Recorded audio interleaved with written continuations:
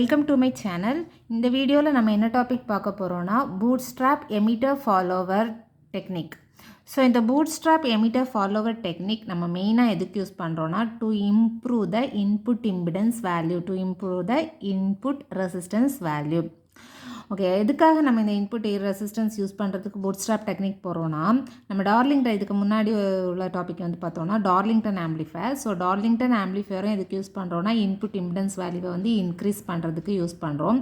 But அது வந்து என்ன ஆகுதுன்னா இன்புட் இம்பிடன்ஸ் வந்து அங்கே ரெடியூஸ் ஆகுது. எதுனாலேனா நம்ம கொடுக்கக்கூடிய ஷண்டிங் ரெசிஸ்டன்ஸ்னால், அதாவது பயாசிங் ரெசிஸ்டன்ஸ்னால்.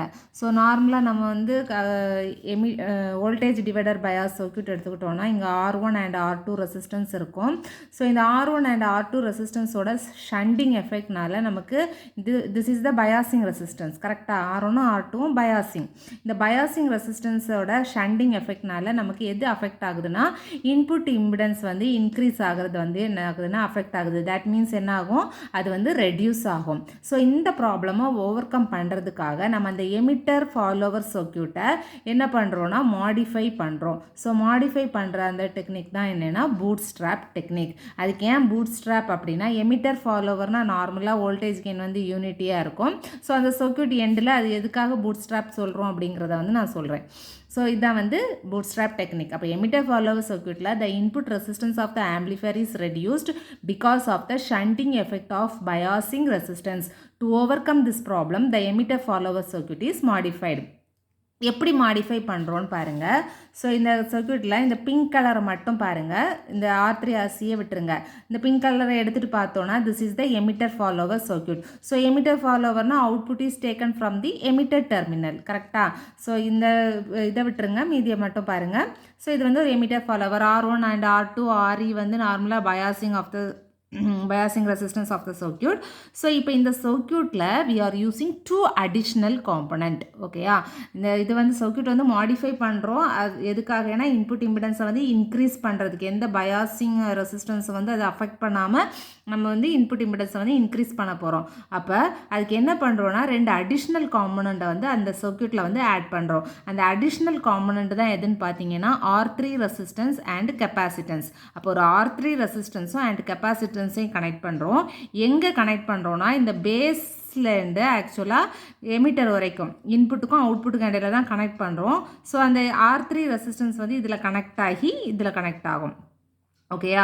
ஸோ கெப்பாசிட்டன்ஸ் வந்து இப்போ இந்த கெப்பாசிட்டன்ஸ் எதுக்கெல்லாம் கனெக்டாக இருக்குது? Capacitance is connected between emitter and the junction of R1 and R2 R3. இந்த மூணோட ஜங்ஷன்லேயும் கனெக்டாக இருக்குது. அதே மாதிரி R3 வந்து connected between input and the junction of R1 R2 and capacitance.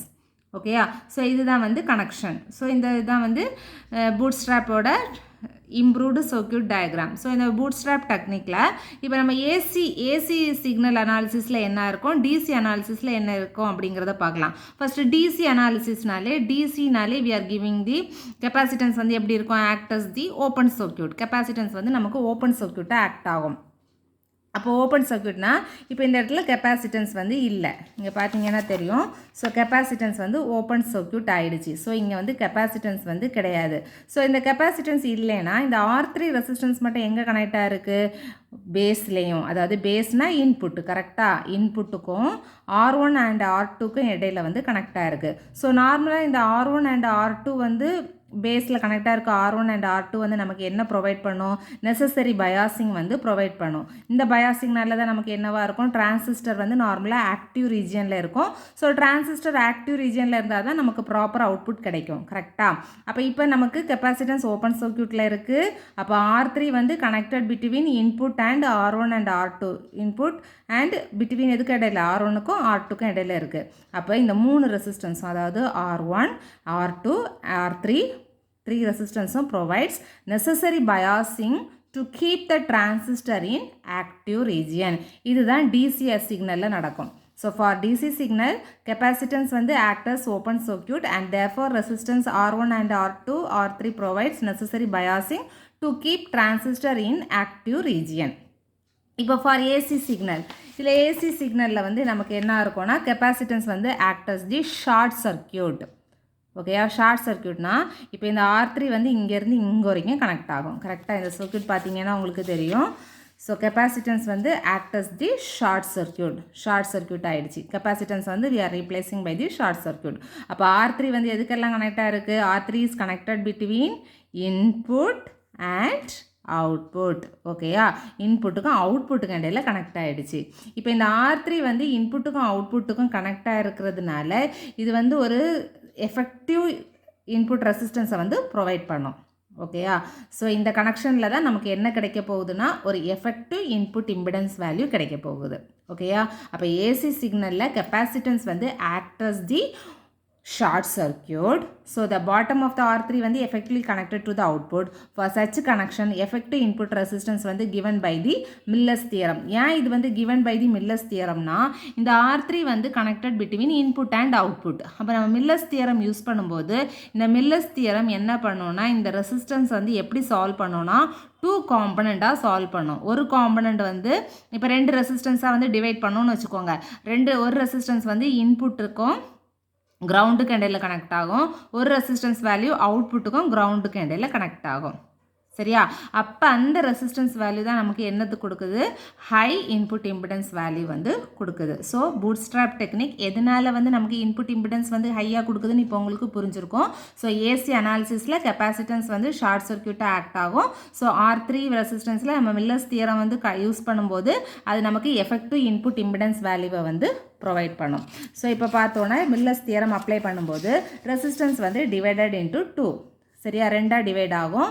So 2 notes வந்து ஒரு ரெசிஸ்டன்ஸ் வந்து எங்கே கனெக்ட் ஆகிருக்கும்? இன்புட்டுக்கும் அவுட்புட்டுக்கும். ஸோ இந்த R3 ரெசிஸ்டன்ஸை தான் RM1, அதாவது மில்லர்ஸ் தியரம் யூஸ் பண்ணும்போது 2 ரெசிஸ்டன்ஸாக கிடைக்கிறது. ஒரு ரெசிஸ்டன்ஸ் இங்கே, இன்னொரு ரெசிஸ்டன்ஸ் அவுட்புட்டுக்கும் கிரவுண்டுக்கு இடையில கனெக்ட் ஆகும். That is RM2. மற்ற மாதிரி சர்க்யூட்ஸ் வந்து பார்த்திங்கன்னா எந்த சேஞ்சுமே இல்லை, அதே சர்க்யூட் தான். Okay, so Miller's theorem says that the impedance between two nodes can be resolved into two components. One resistance is connected between input and ground, and other resistance is connected between output and ground. That is Miller's theorem. So millers theorem apply பண்ணும்போது 2 ரெசிஸ்டன்ஸோட value இது தான். So இது வந்து ஆக்சுவலாக millers theorem தனியாக ஒரு டாப்பிக்கில் derivation உண்டு, அது நான் வீடியோ போடுறேன். ஸோ இல்லை டேரெக்டாக எழுதுகிறேன். ஸோ RM1 இன்புட் ரெசிஸ்டன்ஸோட வேல்யூ என்னவாக இருக்கும்னா நம்ம டிவைட் பண்ண resistance divided by 1 minus AV. ஏவிங்கிறது நமக்கு தெரியும், that is the voltage gain. Then RM2 is equal to R3 into AV divided by AV minus 1. So நார்மலாக எமிட்டர் ஃபாலோவர்னாலே our voltage gain is unity. கரெக்டாக. ஸோ வோல்டேஜ் கெயின் வந்து எப்படி இருக்கும்னா யூனிட்டியாக இருக்கும். இப்போ இந்த யூனிட்டியாக இருக்கிற இந்த வோல்டேஜ் கெயின் பார்த்தீங்கன்னா இப்போ பூட்ஸ்ட்ராப். ஸோ இந்த சர்க்யூட்டே பாருங்கள். So voltage gain is unity. So இந்த சர்க்யூட்டில் பூட்ஸ்ட்ராப் என்னன்னு நான் சொல்கிறேன். ஸோ இப்போ R3 வந்து கனெக்டட் பிட்வீன் இன்புட் அண்ட் அவுட்புட்டா. இப்போது இந்த R3யில் வந்து இன்புட் சைடில் ஏதாவது சேஞ்சஸ் இருந்துச்சுன்னா, இந்த ரெசிஸ்டன்ஸோட இன்புட் சைடு, அதாவது இந்த எண்டில் ஏதாவது சேஞ்சஸ் இருந்துச்சுன்னா, ஓகேயா.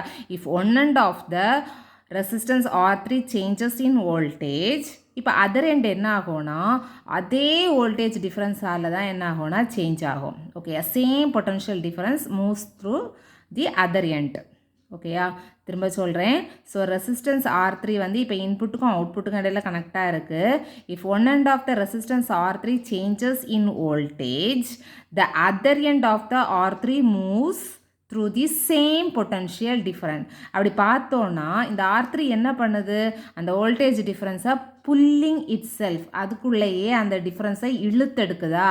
ஸோ இதுதான் என்னென்னா பூட்ஸ்ட்ராப். ஸோ பூட்ஸ்ட்ராப்னா உங்களுக்கு இப்போ புரிஞ்சிருக்கும். ஸோ இந்த R3 மில்லர்ஸ் தியரம் அப்ளை பண்ணும்போது நமக்கு எஃபெக்டிவ் இன்புட் இம்பிடன்ஸ் கிடைக்குது. அதே டைம் இந்த R3 ஏன் இது பூட்ஸ்ட்ராப்னா R3 வந்து புல்லிங், அந்த வோல்டேஜ் டிஃப்ரென்ஸ் வந்து புல்லிங் இட் செல்ஃப். ஸோ இது வந்து என்னென்னா பூட்ஸ்ட்ராப். ஸோ இதோட இன்புட் இம்பிடன்ஸ் வந்து பார்த்தோன்னா இந்த சர்க்யூட்டில் இன்புட் இம்பிடன்ஸு. ஸோ இதை வந்து RIன்னு எடுத்துக்கிறேன். ஸோ RI ரெசிஸ்டன்ஸ் வேல்யூ வந்து நமக்கு என்னவாக இருக்கும்னா RI டேஷ். ஸோ இந்த ஓவரால் இந்த இடத்த வந்து RIன்னு எடுத்துக்கிறேன். இது கிடையாது, இது வந்து RI.